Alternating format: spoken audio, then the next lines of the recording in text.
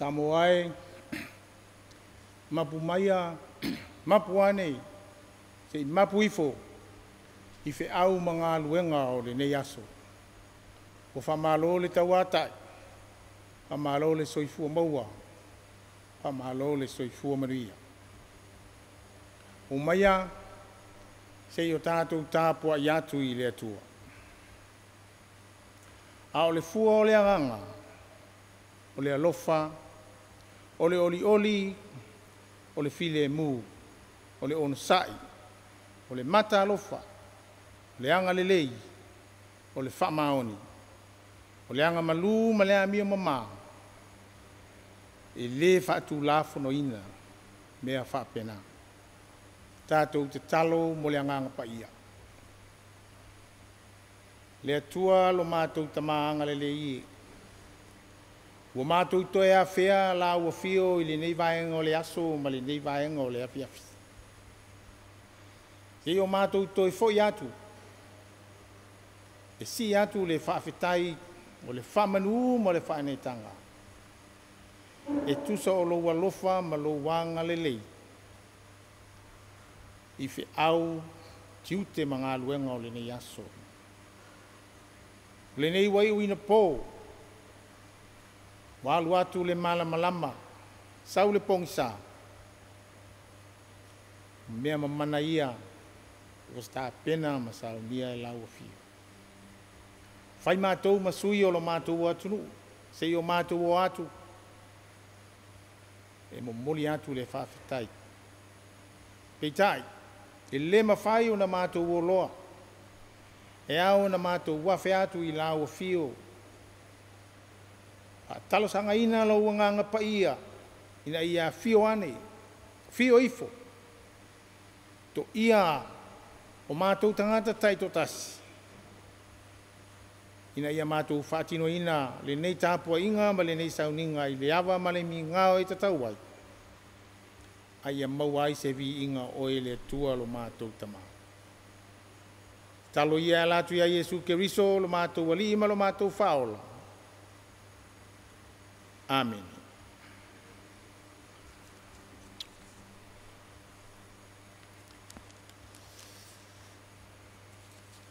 O le whaitawina, o le awhionga pa ia le atua. O le tusi filifilia, I le nei afi. O maua mai lea, I le mua korinito. O lona mata aupo E se fulu malitolu. Amata le whaitau mai le whai upu mua. Se ia o le whai upu e fitu. Ona to e si I lea o le whaitau. I le whai upu E se fulu ma le tolu. Mua korinito. Lona mata aupu E se fulu ma le tolu. Whai upu mua se ia o le fitu. Ona to e si I lea o le whaitau. I le whai upu E se fulu ma le tolu. Whaafufonga ia, o nisi nei o awhionga pa ia o lo tātou watua. A whai o te tau tala inga ngana tangata a toa maangil. Ai le ai so walofa. Wa avea u maapa mea ta alili. Po o se su meu pelo tangtangi. A whai foi o ia te au o na perofetaani. Ma le ilo mea lilo uma. Ma le malama umalava. A whai fōi o ia te au le whaatua uma e ave ese ai maunga. Ai le ai so walofa. O te lea o ngā lava. A whai fōi o te tufa ina atua o mea. E whanga ina ai e mātitiwa. A whai fōi o te tu ina atu lo tino ina ia susunu ina. Ai le ai so walofa. E lea I lava sona o ngā ia te au. E ono sa I le alofa, e anga malu, e le losi le alofa, e le mita vale le alofa, e le whaafefeteina, e le ami o mātanga, e le sa ilia ia na lava mea, e le whaaita ngō fie, e le whaitau leanga matu ina mai anisi, e le fia I le ami o leanga, ae fia i le whamaoni. O le alofa e lava tia mea uma. Le ai se mea ngata mai ai lona whaatuatua ma lona whamoemoe ma lona ono sa. A o le nei e tū mau le whaatuatua ma le whamoemoe ma le alofa. O le nā mea tōru a o le sili o nā mea o le alofa lea. Ia whamanuia mai le atua i le tātou whaitau ma whaalongolongo i nisi o ana whionga paia. Tu mau atu pēr ia te ia lo na lava vi inga. Nei o i le whaavavau lava. Amen. O le launga i le suafa malu o le atua le tamā, le atua le alo, le atua le angangasa. Le amau le matua i le tusi na tātou whaitawina, mua korinito, lona mata upo se furutolu, ai fia whaonga ina le whai upo e whai matua. E ono sai le alofa, e anga malu le alofa, e le losi le alofa, e le mimita vale le alofa, e le whaafefeteina. E ono sai le alofa, e anga malu le alofa, e le losi vale le alofa, e le mita vale le alofa, e le whaafefeteina. O le manatu au tū, maua mai lea i le tusi e le au leo o le nei vai aso. E whapea, o a fōlinga o le alofa. O a fōlinga o le alofa. What does love look like? O le upu alofa e winga lasi. Ua lau vivilu ai ma silafia e le lalolangi ma so e tangata soifua. E te whaafofonga, ma tātou whaalongo, ma waaia winga o le alofa. Iaso uma, ma teimi uma. E a mata whaalongo mai lawa i le teimi e te ala e ai i le tai au. Se ia o i le teimi e te moe ai le po. E tofu fo le tangata, malona whaawinga ina o le alofa. Ma o se upu e fele lona winga. A wā foi e tātou te tala noa i o tātou a inga i le alofa. Tātou te usuina pese e whaatatau i le alofa. Tātou te matamata i ata ti whanga e whaatatau i le alofa. Tātou te whaitau foi tala e whaatatau i le alofa. I le tātou wā whaale tangata, wa tātou ilo ai foi, whaavasenga le ese esenga o le alofa. Ma le whaale alofa. O isi taimi e tala noa ai tangata, o le alofa e whaingata. O le alofa e nisi taimi e ti ngā. O le alofa e nisi taimi e tupu ai le ita. Ia ma le tele o nisi taimi ua le ai si alofa ia i tātou. Pe ua tātou tauma mau foi. Tātou ma le alofa. Pe tai o le tele o mawhauwhaunga o tangata o le alofa i le lei. Mai mana na uma e a vea tātou o ni tangata e alolofa. O le tusi na tātou whaitauina, o le tusi atu o le apostolo Paulo i le karesia i Korinito. E whaailoa ma whamanatu i ai le lei o le alofa. O i whai o lo whailoa ai e le apostolo, le whauinga ina e le tangata whaatuatua o le alofa. O le tusi lea Paulo na ia whailoa atua i a Korinito, ni vaenga tā ua se lua. Mua. A le aisi alofa i le aisi au ngā. A le aisi alofa i le aisi au ngā. Ola Paulo tu salava pe te tautala inga ngana tangata a toa maangit Pe a fai foi o ia oe le loa ma le malama uma lava. Ma le whaatua e ave ese ai maunga. Pe te tufa ina atu au mea uma. E whanga ina ai e mātitiwa. Ai ale ai se alofa. Ele ai se aunga. Wata watu ele apostolo ia Korinito po lea lava lea tamai. Le loa ma le silafia. Le anga waa ma le whaatua e whaatino ai ngā luenga o fofongia. Ma le lei le vaai ngā le tangata. Ai ale ai se alofa. E le au ngā ia mea uma. Lona lua. O le ala le alofa. O le ala le alofa. O tau atu e Paulo i Korinito. I anga tau sili. Ma winga vaai o le alofa. O le alofa e ono sai. E anga malu. E le losi vale. E le mimita vale. E le whaafeteina. E le ami o mātanga. E le whaaitaita ngō fie. E le whaitau leanga pe mai tau masei. E le fia i le ami o leanga e fia i le whamaoni. O le alofa e lava tia mea uma. E le ai se mea ngata mai ai le whaatotua. Le wha moe. Male ono sa. Whai mai Paulo. Au le nei atu mau i le whaatotua. Le wha moe male alofa. Au le sili o nā mea tolu. O le alofa lea. Samoa e. O lea ua toe wha manatu mai e le apostolo Paulo i anga tau sili. Wa fōlinga o le alofa moni o le atua. O le alofa e au na ola ina e tangata uma.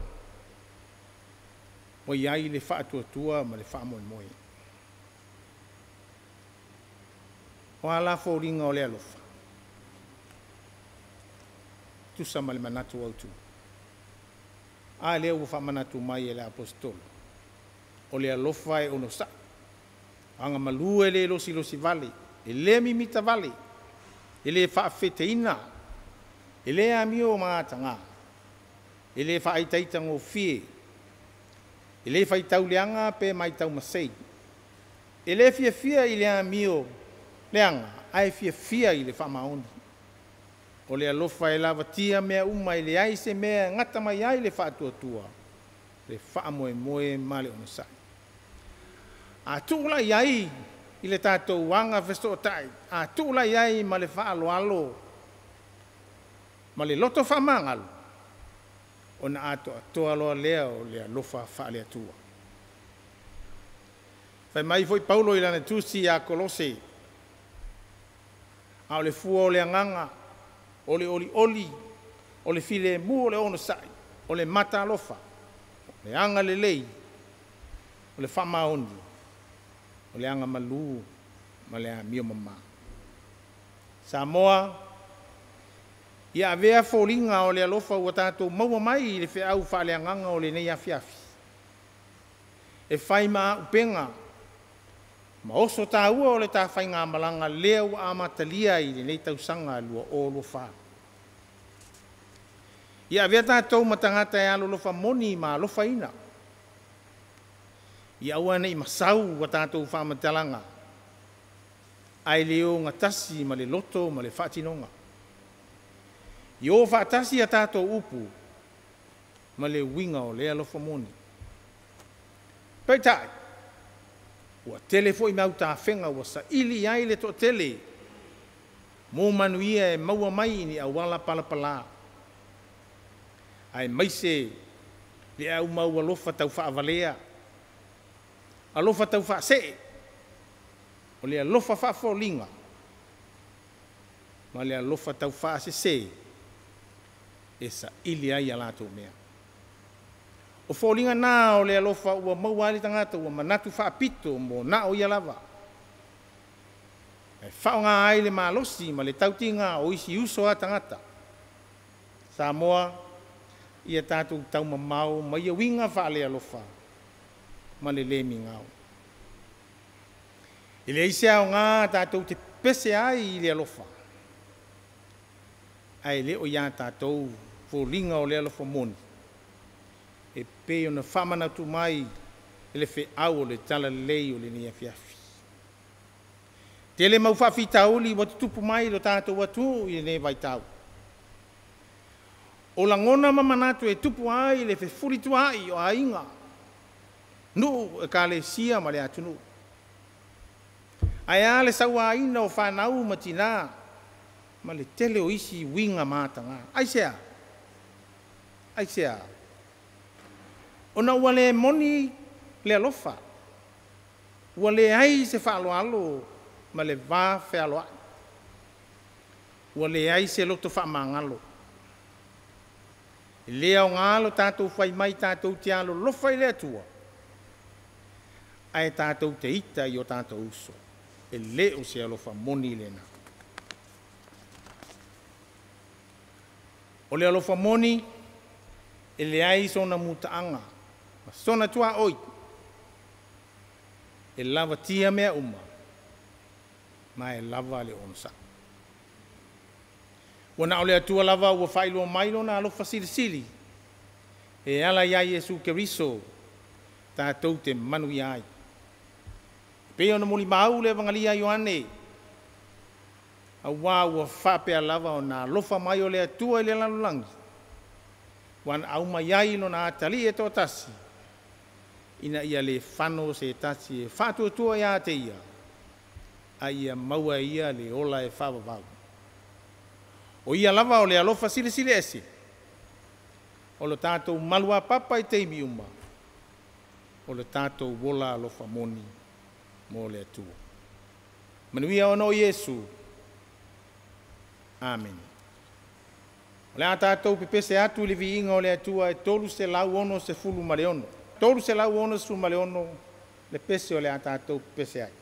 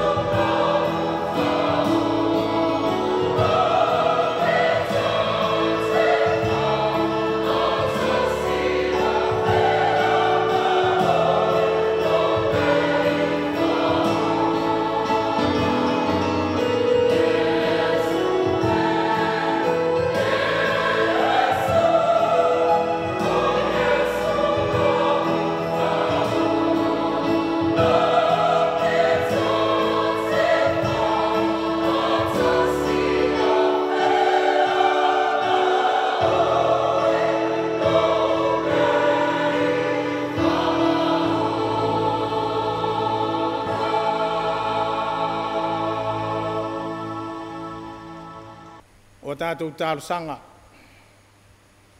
Tālo le whawhitai, tālo le whātou e senga. Nisi o tātou mana o e tui na atu i lo tātou watua. Nā le te talo whaamanuia. Tātou wifo man te talo. E paia lava oe le atua ma lo mātou tamā siri e se. Wa tumu le langi ma le lau langi i lo mamalu. O lau o fio le o meka ma le alefa o le amatanga ma le ngata anga o mea umalawa. O wana e fofoina le langi ma le lalo langi. Ma mea uma o iai. O ia te oi foi le pule o i tangata na e whaia i lo lau whaatusa. Wa whaalia i le langi ma le vani mo nimo lo mamalu sirisi e se.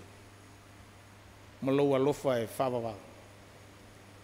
Wa mato iei whai ngā tapua i ngā māstani a lo watunu ma lau e kāle sia i afiafi o aso taitasi. Ina ia mātou whanau no manu ma si atu le vi inga. Le whanetanga ma le whaafetai e te tau ai i lau o fio. O lo mātou e mafuta mai pēa. O lo mātou tua e fau pēa lo nā alofa i teimi uma. Whaafetai le tua i lau pule whaasoi fua. O le nei ue whaaso polia ma momoli mai le soifua o so mātou wola. I le nei vaenga o le afiafi. Sa whia ngai whi au mga aluenga o tiu te mawhaiva le tangata malana. Ai ata māma tina mātutua whai le whaiva o le tapu tapua i maota ma lawa.